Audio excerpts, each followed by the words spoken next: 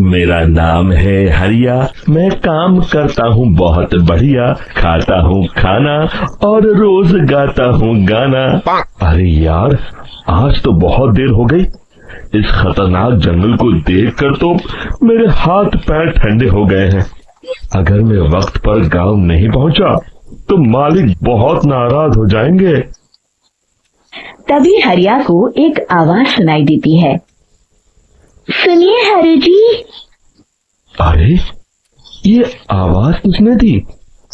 तभी हरिया को सामने कुछ दूर एक औरत खड़ी दिखाई देती है। अरे भाई, ये औरत अकेली इतनी रात को इस जंगल में क्या कर रही है? चलकर पूछना पड़ेगा।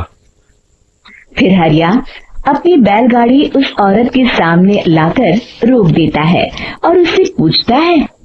अरे सुनिए, आप इतनी रात को इस खतरनाक जंगल में अकेली क्या कर रही हैं? तभी वो औरत मीठी आवाज में कहती है। अरे हरि जी, आप आ गए।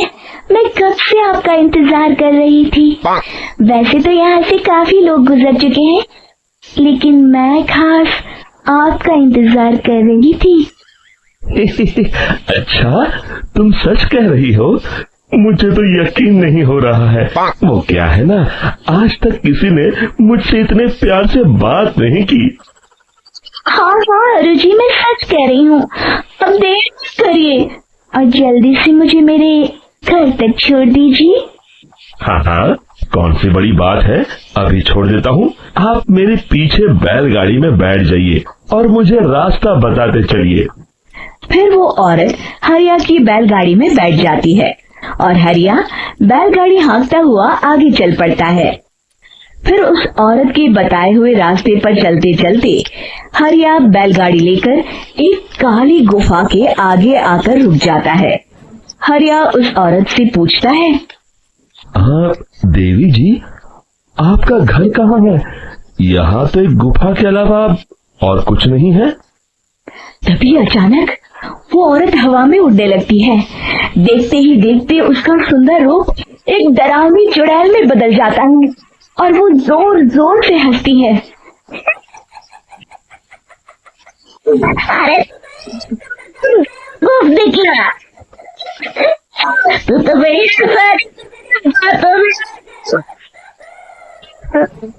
अरे मर गया रे, ये तो एक चुड़ैल है। हे भगवान बचा ले, ये तो बड़ी डरावनी दिखाई दे रही है। और फिर अगले ही पल हरिया की बैलगाड़ी में रखा सारा सामान हवा में उड़ता हुआ उस काली गुफा के अंदर चला जाता है और वो चुड़ैल भी उस गुफा के अंदर जाकर कहीं गायब हो जाती है। हरिया ये नजारा देख बुरी तरह घबरा और परेशान हो जाता है। अरे, ये चुड़ैल तो मेरा सारा सामान लेकर गुफा में गायब हो गई। अब क्या होगा? अगर मैं गांव खाली हाथ गया तो मालिक मेरी अच्छी खबर लेंगे। मेरी इस बात का कोई यकीन भी नहीं करेगा। फिर आखिर वही हुआ। हरिया के मालिक चंपक सेठ को हरिया की किसी भी बात पर रत्ती भर भी यकीन नहीं हुआ। चंपक सेठ को लगा हरिया झूठ बोल रहा है और उसने ही लालच में आकर सारा सामान हड़प कर लिया है। फिर हरिया को बेईमान समझकर चंपक सेठ उसे काम से निकाल देता है। अगले दिन अपनी दुकान में परेशान बैठा चंपक सेठ गुस्से में बड़बड़ाता है। अरे, दुकान में तो सामान बिल्कुल भी नहीं है।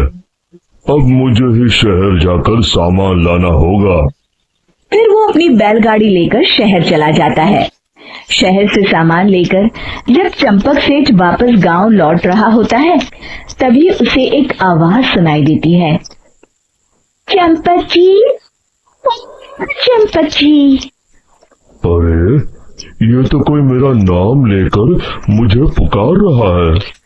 फिर उस रास्ते में वही औरत खड़ी दिखाई देती है। फिर क्या था, हरिया की तरह चंपक सेठ भी उस औरत के पास अपनी बैलगाड़ी लेकर जाता है और वो भी उसकी चिकनी चुपड़ी बातों के मोह जाल में फंस जाता है। फिर चुड़ैल उसे भी अपनी गुफा तक ले जाती है और उसका सारा सामान लेकर गुफा में गायब हो जाती है। बेचारा चंपक सेठ लाचार होकर खाली हाथ गांव लौट आता है। फिर ये उस जंगल में रोज की बात हो जाती है। जो कोई भी शहर से कुछ लेकर गांव की तरफ लौटता, वो चुड़ैल उसे बेवकूफ बनाकर उसका सारा सामान लेकर गुफा में गायब हो जाती। एक दिन हरिया एक लकड़हारे को उसी जंगल की तरफ जाते हुए देखता है। फिर हरिया उसे रोकते हुए कहता है, अरे भाई, क्यों अपनी मौत को दावत दे रहे हो? मेरी बात मानो, आगे जंगल में मत जाओ, वहाँ एक बड़ी भयानक चुड़ैल रहती है। लकड़हारा हरिया की बातों को नजरअंदाज करते हुए कहता है, अरे भाई, मुझे पहले ही बहुत देर हो चुकी है, मुझे जाने दो भाई। शाम तक लकड़ियाँ काट कर शहर के बाजार में बेचना है।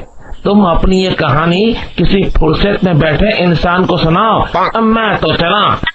इतना कहकर लकड़हारा वहाँ से आगे जंगल की तरफ चला जाता है। फिर अगले दिन गांव के मुखिया के घर के बाहर बहुत सारे लोग जमा हो जाते हैं। तभी हाथ में कुल्हाड़ी लिए खड़ा लकड़हारा कहता है, अरे मुखिया जी, अब आप ही हमें बचाइए उस जंगल वाली चुड़ैल से। हमारा सारा काम तो शहर से ही होता है। अरे मुखिया जी, उस चुड़ैल की वजह से तो मैं पूरी तरह बर्बाद हो गया हूँ। हम सबको मिलकर उस चुड़ैल का कोई इलाज करना पड़ेगा। तभी भीड़ में खड़ा बीरा कहता है, आप लोग चिंता मत करिए, कल से वो चुड़ैल किसी को नहीं लूट पाएगी। मेरे पास एक बहुत अच्छी तरकीब है। तभी चंपक सेठ उसका मजाक उड़ाते हुए कहता है, अरे तेरा नाम बीरा है तो क्या हुआ? तूने अभी उस चुड़ैल को देखा नहीं है? जाकर अपना काम कर, बड़ा आया। तब मुखिया जी कहते हैं, नहीं चंपक सेठ, मुझे लगता है हमें इस लड़के को एक मौका देना चाहिए। फिर सभी गांव वाले मुखिया जी की बातों से सहमत हो जाते हैं और वीरा शाम को एक बैलगाड़ी में कुछ सामान लादकर उस जंगल की ओर चल देता है। वीरा, ओ वीरा, कहाँ जा रहा है? तभी वीरा मुड़ के देखता है, वही चुड़ैल एक औरत के रूप में खड़ी है। अरे बहन जी, मैं आपको ही ढूंढ रहा था। देखिए, मैं आपके लिए क्या लाया हूँ। इतना सामान लाया है? तू ही अकेला गाँव में समझदार खोल के बस।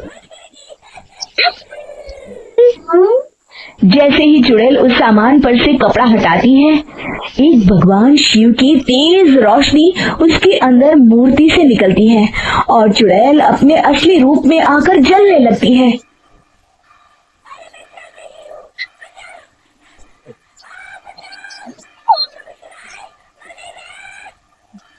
देखते ही देखते वो चुड़ैल राख के साथ उड़ जाती है और सभी गांव वाले भी वहां जाते हैं। शिक्षा बुराई पे सदा अच्छाई की ही जीत होती है।